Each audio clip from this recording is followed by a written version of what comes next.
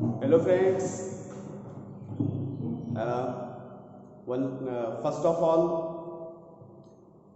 I like to thanks to all of you because you are very sincere and you have watched all my videos which I uploaded for you. I have already told you that these video lectures are not for me.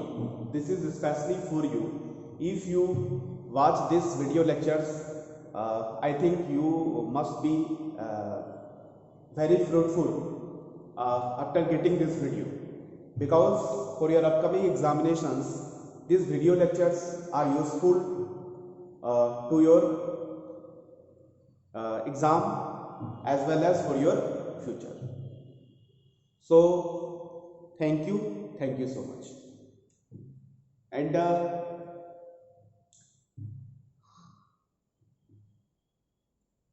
and uh, you are most welcome to my YouTube channel. In last lecture we have discussed, we have solved lots of problems related to the inverse Laplace transformations, which are basically basically based on property, and these properties are related to the derivatives as well as the integrals. And we have seen lots of problems and realized that how can we evaluate the inverse Laplace transform of such types of problems and deal with, and how can we deal with this type of problem. Now we are going to discuss another point, another topics, another content in the topic inverse Laplace transformations, and this is very important points you must have to know, because lots of problems which are in the product and you have to use these concepts and to find out the inverse Laplace transform of the product of the functions. I think that very few of them, as before you listen the word convolution, you can see here convolution property.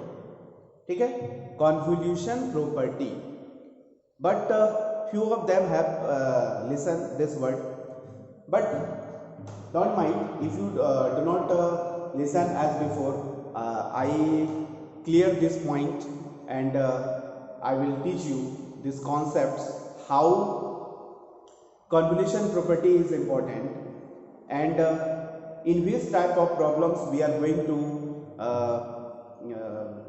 use the convolution property to find out the inverse Laplace transform. So it is a very important property of Laplace transform. The convolution property is very important property of Laplace transform, and basically this is useful to finding the inverse Laplace transform of such functions which are in product. The key point is the functions are in product. The functions of S are in product, and to find out the inverse Laplace transform of these functions, you must have to use the convolution property. Convolution property gives a suitable and accurate answer, and you can deal it with a few minutes. If you directly solve these problems, then you have to take time to solve these problems. But if you use the convolution property, it will solve quickly and the answer will be correct. So I will tell you again, the convolution property is one of the most important property of Laplace transform, and this property is basically used to find the inverse Laplace transform of such types of functions if functions are in product. So this is the key, this is the point, this is the basic introduction of the convolution property. But you must have to know what is the formula behind it. You must have to know what is the formula of the convolution theory. So you can see on the board, I have already written it on the board. Let inverse Laplace of Fs is equal to Ft, and let inverse Laplace of GS is equal to GT. Means here we have two functions of x, one is fs and other is gs, and their Laplace are ft and gt respectively. So inverse Laplace of fs into gs means if two functions are in product and we have to find the inverse Laplace transform, then the formula is become what? ft star gt. There is not a sign of multiplication, this is the sign of star. You can use the star sign like this. So then what is the inverse Laplace of fs into gs? It is ft star gt. अब हमको समझना चाहिए कि ft star gt क्या है. तो where ft star gt is equal to integration of ft minus u into gu with respect to u over the limit 0 to 2. This is the ft star gt. So this is the formula of the convolution property and you must have to remember this property. If you have to use this property in future, then you must have to know this property. Without knowing this, you can't use and you do not apply to find out the inverse Laplace transform of a function if the functions are in product. So first of all, you must know the introductions and then you must know about the formula actually which is used in the convolution property. So this is the convolution property. Now we are going to the proof of this convolution property, and we want to know that how L inverse of fs into gs becomes this. ठीक है, हमको देखना है कि आखिर ये कैसे हो गया. ठीक है, जब तक हम ये देखेंगे नहीं तब तक हमको मेरे अंदर ये क्यूरियोसिटी रहेगी कि आखिर ये कैसे हो जाता है. तो हम लोग क्या करते हैं, सबसे पहले इसके प्रूफ को देखते हैं. ठीक है, और तब हम लोग देखेंगे कि इस पे हम लोग प्रॉब्लम्स कैसे डील करते हैं. तो इतनी बातें तो आपको समझ में आ गई होगी. चलिए let us show it's proof.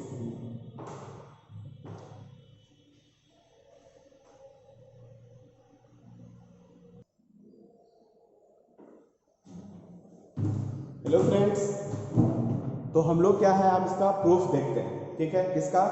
तो इन्वोल्यूशन प्रॉपर्टी का. तो देखो क्या किया, we can write fs into gs is equal to fs को छोड़ दिए और gs का लैप्लास ट्रांसफॉर्मेशन से by the definition of Laplace transform gs को हम लिख सकते हैं इतना integration over integration e to the power minus st.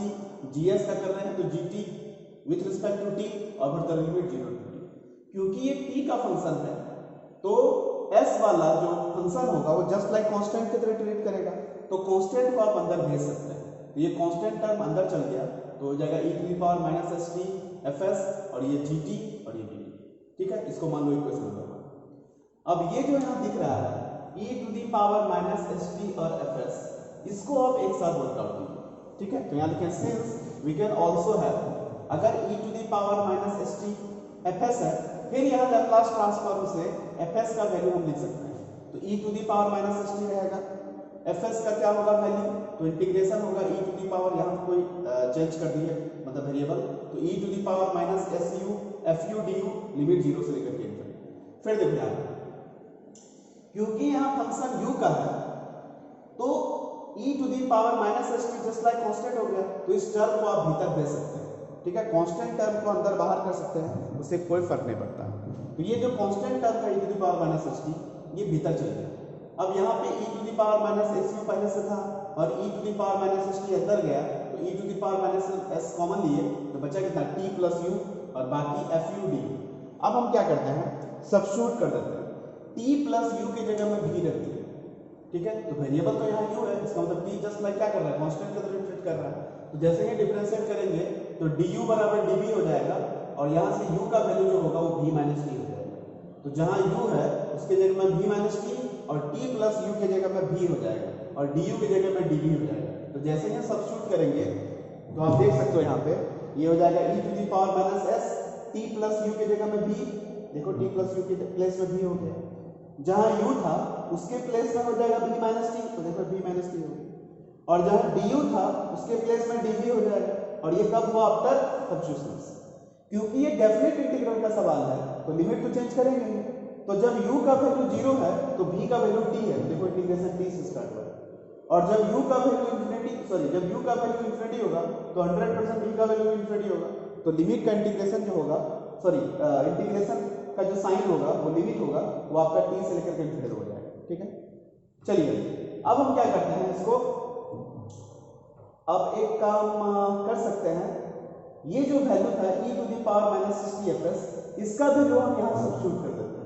तो अल्टीमेटली हमको क्या मिला, fs × gf, जो कि देख सकते हो, is equal to integration of 0 to infinity, integration 0 to infinity, और इस पूरे के प्लेस में हम लिख सकते हैं इंटीग्रेशन t से लेकर के infinity e⁻⁻sb f v minus t, और ये gt वाला टर्म यहाँ आ गया और ये dt हो गया। ठीक है, और ये जो टर्म है आपका, देखो यहाँ पे dt भीतर है और इसके बदले में जो आया ये dt यहाँ होगी। ठीक है, तो पहले dt और फिर बाद में dv, नहीं पहले यहाँ पे dv होगा फिर बाद में dt होगा, ये उल्टा लिखा गया है, ये हो जाएगा dv और ये हो जाएगा dt। ठीक है, क्योंकि ये जो साइन ऑफ इंटीग्रेशन था ये t के रेस्पेक्ट में था, 0 से t, और अंदर वाला जो साइन ऑफ इंटीग्रेशन है ये v के रेस्पेक्ट में है, तो dv अंदर हो जाएगा। ठीक है, दिस इज इक्वेशन नंबर 2। यहां तक आप देख सकते हैं। आई होप कि यहां तक आपको दिक्कत नहीं हुई होगी समझने में। ठीक है, अब यहां क्या करेंगे, एक होता है changing the order of integration, तो हम लोग ऑर्डर को चेंज कर देते हैं, किसका, तो इंटीग्रेशन का। तो ऑर्डर को चेंज करके इसको हम प्रूफ करेंगे। ठीक है, तो यहां तक देखिए, फिर मैं आगे आपको दिखाता हूं।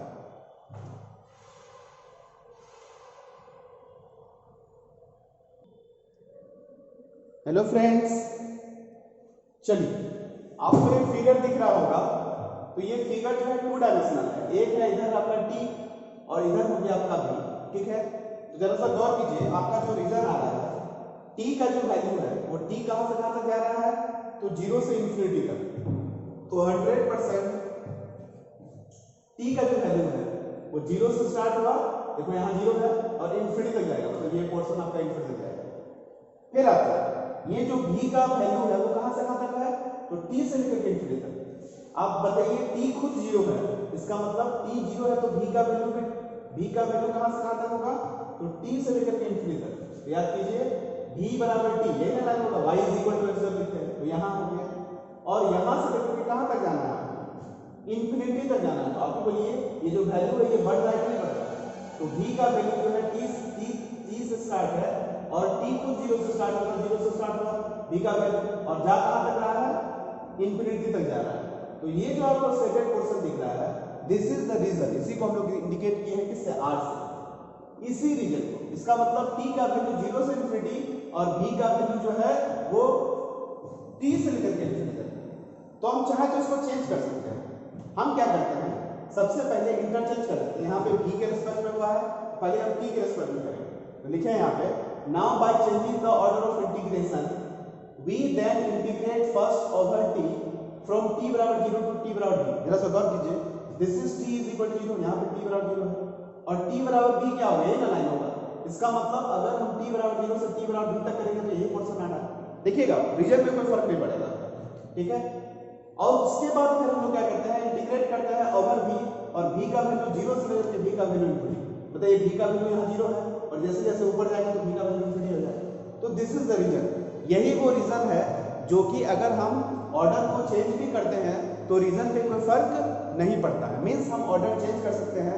ऐसा मेरा जो है डबल इंटीग्रेशन, ट्रिपल इंटीग्रेशन में कॉन्सेप्ट है, हालांकि वो आपको पढ़ना नहीं है, लेकिन फिर भी आपको जानना चाहिए। चलिए, तो अब मेरा जो चेंज हो जाएगा लिमिट ऑफ इंटीग्रेशन, तो पहले t के रेस्पेक्ट में करेंगे, तो t के रेस्पेक्ट में जब इंटीग्रेशन होगा तो t बराबर 0 से लेकर v तक हो जाएगा। तो t का जो इंटीग्रेशन होगा 0 से v, बाकी एज यूजुअल है, 2 नंबर में जो देखे थे ना वही रहेगा। तो e⁻⁻sb f v minus t, यहाँ gt, पहले dt और फिर बाद में dt।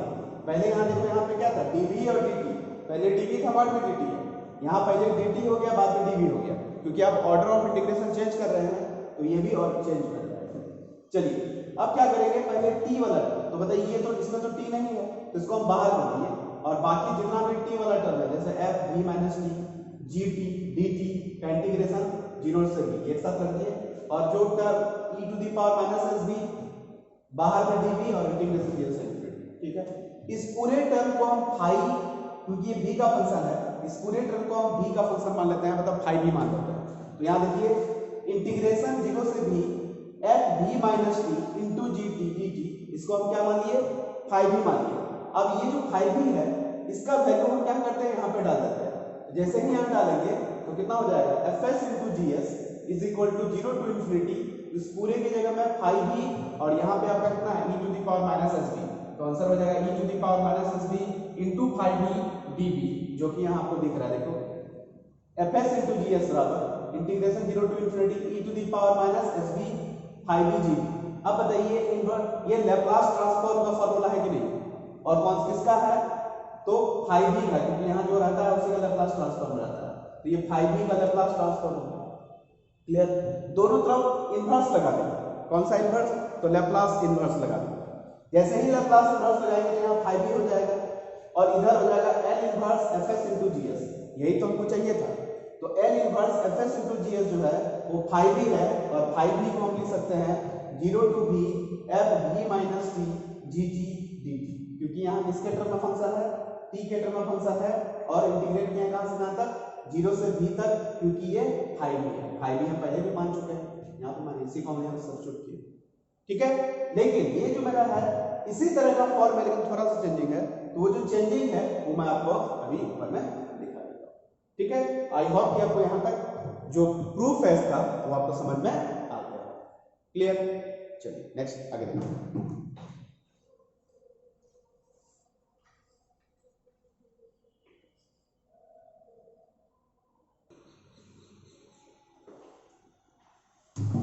हेलो फ्रेंड्स, अब हम लोग लास्ट स्टेज में पहुंच गए हैं प्रूफ का। तो जो हम वहां लिखे थे उसको हम यहाँ लिख दिए, जैसे l inverse of f s into g s is equal to phi v, और फाई v कितना आया था, integration of f v minus t g g t d t, और लिमिट था 0 से लेकर v तक, क्योंकि लिमिट 0 से v है तब ना ये v का फंक्शन हो, इसलिए इसको फाई v माना।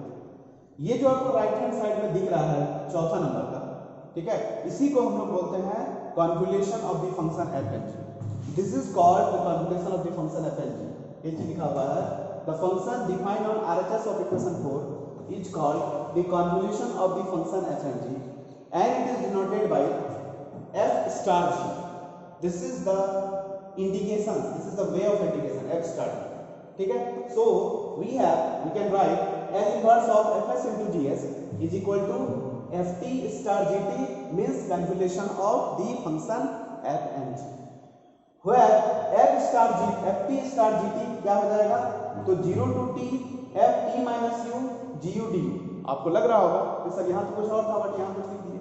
हमने कहा है कि वेरिएबल के बदलने से वैल्यू नहीं बदलता है। बताइए यहाँ वेरिएबल क्या है, t, और लिमिट डाले हैं कहाँ से कहाँ तक, 0 से v तक।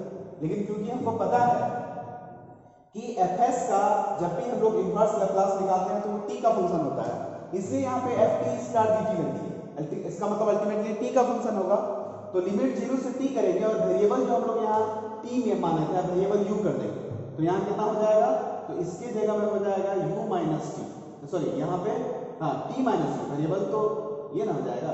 तो देखिए यहाँ पे b था तो यहाँ b लिखा गया, यहाँ t है तो यहाँ t हो जाएगा, और u जहाँ t है उसको u कर देंगे, तो हो जाएगा f t minus u into g u d. तो इससे कोई फर्क नहीं पड़ता है, क्योंकि आप डेफिनेट इंटीग्रेशन में प्रॉपर्टी आप पढ़े हुए हैं। सबसे पहला प्रॉपर्टी था कि वेरिएबल के बदलने से वैल्यू नहीं बदलता, तो यहाँ वैल्यू चेंज कर दी, ठीक है।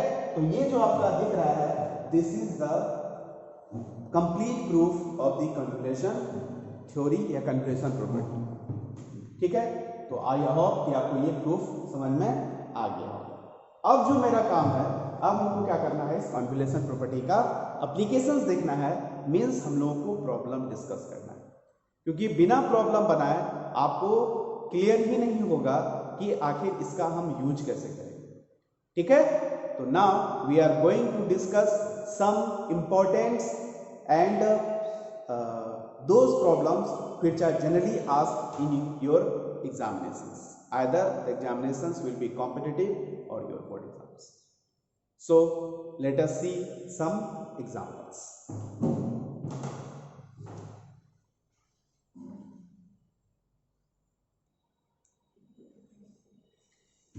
Hello friends, क्वेश्चंस बनाने से पहले हम लोग को कुछ प्रॉपर्टी है, कन्वोल्यूशन प्रॉपर्टी का ही प्रॉपर्टी है जो हम लोग को जानना चाहिए कि कन्वोल्यूशन प्रॉपर्टी जो है कम्यूटेटिव लॉ को फॉलो करता है, एसोसिएटिव लॉ को फॉलो करता है, डिस्ट्रीब्यूटिव लॉ को फॉलो करता है, और ये जो कंडीशन है लास्ट वाला इसको फॉलो करता है। मतलब दो फंक्शन में एक फंक्शन अगर आइडेंटिकली जीरो हो जाए तो कन्वोल्यूशंस जो है उसका जीरो हो जाएगा। ठीक है, this is commutative law, this is associative law and this is distributive law and this is also a property of the convolution property. Clear? तो ये चारों प्रॉपर्टी भी आपको याद रखना चाहिए। कभी कभी होता क्या है कि एग्जामिनेशन में आपका जो है एज ए ऑब्जेक्टिव क्वेश्चन ये कभी कभी दे देते हैं, तो अगर ये रिजल्ट आपको याद रहेगा तो आप क्या कर सकते हैं, इसको यूज कर सकते हैं। ठीक है, तो एक बात ये प्रॉपर्टी नंबर 4 से एक नोट यहाँ क्लियर हो जाता है कि अगर आप एफ स्टार जी लिख रहे हैं तो इसका मतलब क्या हुआ था, इसका मतलब हुआ था 0 से लेकर के t f t minus u into g u d. इसको आप ऐसे भी लिख सकते हैं 0 से लेकर के टी, ये हो जाएगा एफ यू और यहाँ हो जाएगा जी टी माइनस यू और ये हो जाएगा टी, ऐसे भी लिख सकते हैं। तो ये नोट है, इस नोट को भी एज रिजल्ट आप याद रखिएगा। इसका मतलब इसी में हम टी माइनस यू लिखे हैं, कोई फर्क नहीं पड़ता है, रिजल्ट आपका क्या होगा, सेम हो जाएगा। ठीक है, चलिए तो इस लेक्चर को यही क्लोज करते हैं। तो थैंक यू सो मच तो इस लेक्चर को ध्यान से सुनने के लिए और देखने के लिए। ठीक है, मिलते हैं नए लेक्चर में, नए वीडियो लेक्चर में, जिसमें मैं कन्वोल्यूशन प्रॉपर्टी का यूज करूंगा क्या करने के लिए, तो इनवर्स लैप्लास ट्रांसफॉर्म पता करने के लिए। और हमको पता है किस तरह के क्वेश्चंस में कन्वोल्यूशन प्रॉपर्टी यूज होते हैं, जब फंक्शंस आपके प्रोडक्ट में होंगे। ठीक है, जो आपको अगले लेक्चर में दिखाई पड़ेगा। So get to the next video.